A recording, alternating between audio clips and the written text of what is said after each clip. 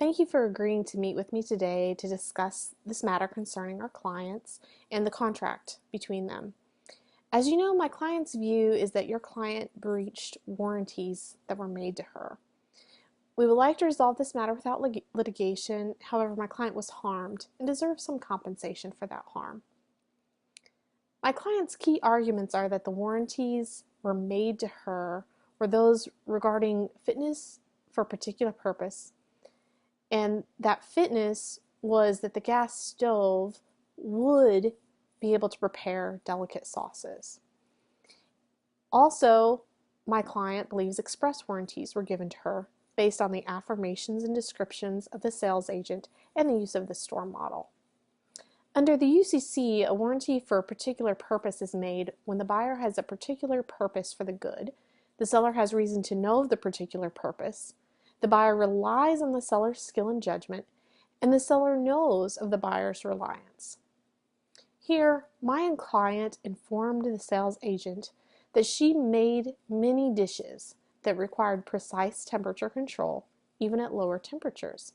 She also specifically inquired about the ability of the gas stove to handle delicate sauces.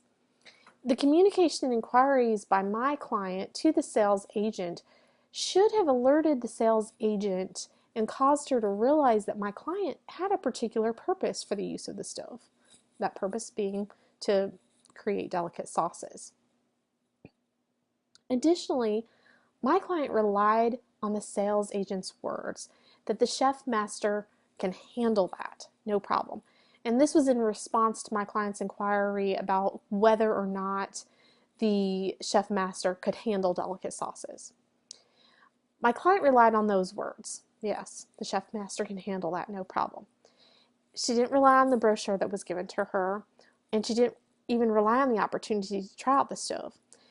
The sales agent should have known of my client's reliance because the sales agent was there when my client used the gas stove. My client didn't use the gas stove to make a delicate sauce, but she used it to make a fillet. The sales agent should have noticed this and realized that my client didn't need to make a delicate sauce because she was relying on the sales agent's words that it could handle the delicate sauce making, no problem. So this should have informed the sales agent that my client believed the words of the sales agent and didn't need to verify them. Now, while warranty for particular purpose and the claim made by my client about this warranty is pretty strong, my client also recognizes that more than implied warranty existed, there was actually an express warranty that was made. Under the UCC, 3 types of actions by a seller create an express warranty. These actions include affirmations of fact or promises about the goods, descriptions of the goods, or the provision of samples or models of the goods. Under the UCC, the buyer only has to show a representation was made prior to contract formation for the courts to presume that the representation was part of the basis of the bargain. Where these actions form the basis of the bargain, an express warranty is created. Here, all 3 of these actions occurred for my client in this situation, and they occurred prior to the formation of the contract. The sales agent affirmed the quality of the stove by stating it was the finest gas stove on the market. When my client asked about the stove's versatility, the sales agent specifically replied by describing the stove. She described it as powerful enough to cook thick steaks and elegant enough to simmer the most delicate sauces. Now, these descriptions go right to the heart of what my client was looking for. She was looking for a stove she could use in her high-end restaurant that could do both things, cook steaks and simmer sauces.